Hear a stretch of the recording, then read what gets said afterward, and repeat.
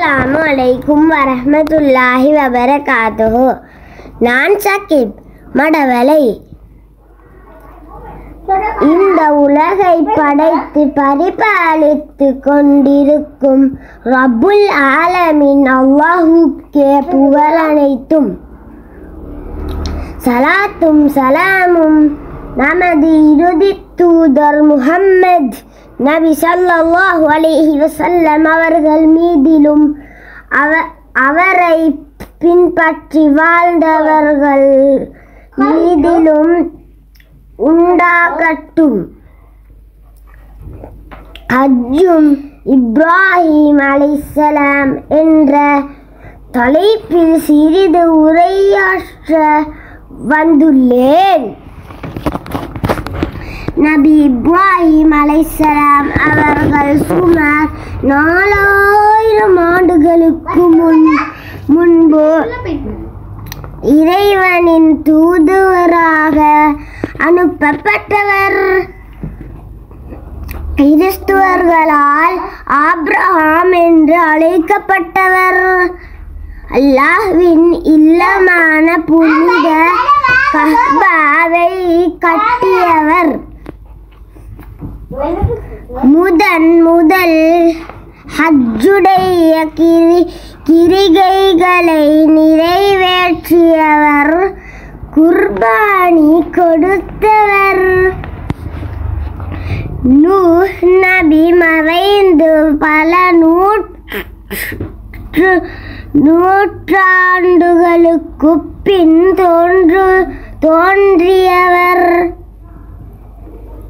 இவரது தந்தை பெயர் ஆஸ். இவர் ஒரு சிலை வியாபாரி. வானவரின் தூதர் ஜிப்ரீல் அலைஹிஸ்ஸலாம் அவர்களை அனுப்பி தன் மகனை பலியிடுவதை தடுத்தான் இறைவன். நீ கண்ட கனவை நிறைவேற்றி விட்டாய். எம்முடைய சோதனை அனைத்திலும் வெற்றி அடைந்து விட்டாய் என்று அல்லாஹ் கூறினான். தன்னுடைய மகனுக்கு பதிலாக ஒரு ஆட்டை அல்லாஹ் பலியிட கட்டளையிட்டான். இதன் காரணமாகவே குர்பானி கொடுக்கப்படுகிறது.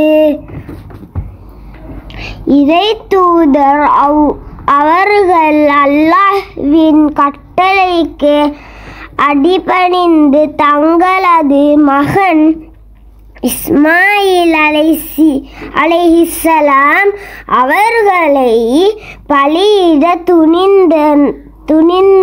துணிந்ததை பாராட்டி கலீலுல்லாஹ் இறைநேசர் என்ற பட்டத்தை அல்லாஹ் அவர்களுக்கு சூட்டினான். வயோதிப பருவத்தை அடைந்த இப்ராஹிம் நபி அவர்கள் தங்களது 195ஆம் வயதில் சிரியாவில் காலமாகினார்.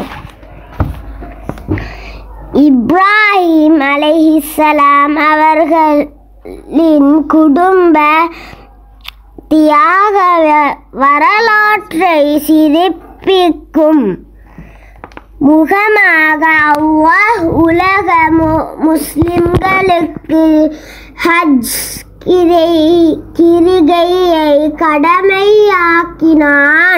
வஸ்ஸலாம்.